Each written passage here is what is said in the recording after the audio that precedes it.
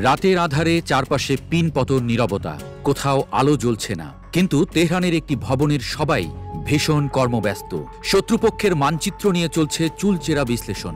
এই কার্যালয় ইরানের সামরিক বাহিনীর বিশেষ শাখা ইসলামিক রেভলিউশনারি গার্ড কর্পসের। আইআরজিসির গোয়েন্দা শাখা ইন্টেলিজেন্স প্রোটেকশন অর্গানাইজেশন রাত দিন এক করছে যুক্তরাষ্ট্র কিংবা ইসরায়েলের আক্রমণ থেকে কিভাবে দেশকে সুরক্ষিত রাখা যায় সেই পথ খুঁজে বের করতে। পরাশক্তির এই দেশে হামলা হলে কিভাবে পাল্টা হামলা হবে চলছে সেই প্রস্তুতিও। তৈরি করছে একের পর এক অত্যাধুনিক মিসাইল।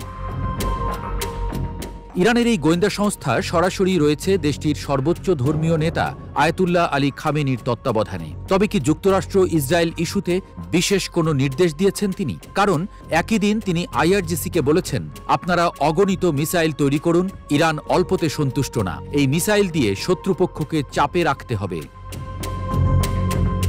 সম্প্রতি ইরান নিয়ে ডোনাল্ড ট্রাম্পের বেফাঁস মন্তব্যের পর আইআরজিসির গোয়েন্দা শাখা প্রধান যুক্তরাষ্ট্রকে দিয়েছেন কড়া হুমকি। ব্রিগেডিয়ার জেনারেল মজিদ খাদেমি বলেছেন, ইরানের সামনে দুটি পথ খোলা, একটি সরাসরি আলোচনার টেবিলে বসতে হবে, অন্যটি সরাসরি সামরিকভাবে ব্যবস্থা নিতে হবে। কিন্তু আলোচনার পথ বন্ধ করে দিয়েছে যুক্তরাষ্ট্র।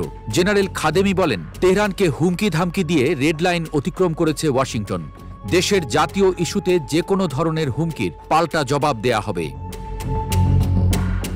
আইআরজিসির গোয়েন্দা শাখা প্রধান বলেন, সর্বোচ্চ ধর্মীয় নেতা আয়াতুল্লাহ আলী খামেনির নির্দেশ চলে এসেছে, যুক্তরাষ্ট্র বাড়াবাড়ি করলে ইরান চুপ থাকবে না।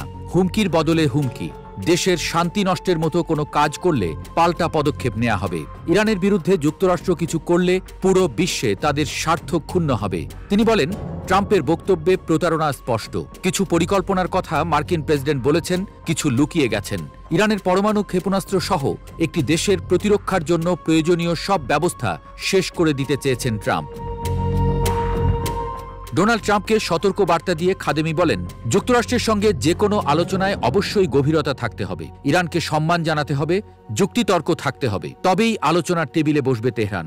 দ্য ইন্টেলিজেন্স প্রোটেকশন অর্গানাইজেশন ইরানের শক্তিশালী গোয়েন্দা সংস্থা।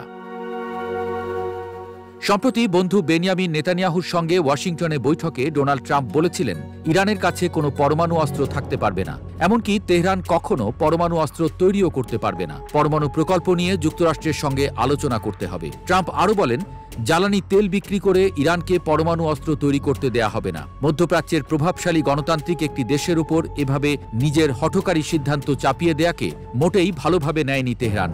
এরই মধ্যে গাজা ইস্যুতে যুক্তরাষ্ট্র আর ইসরায়েলের অবস্থান নিয়ে ক্রমাগত বাড়ছে ক্ষোভ। সব মিলিয়ে শত্রুপক্ষের বিরুদ্ধে তেলে বেগুনে জ্বলে উঠেছে খামেনির দেশ।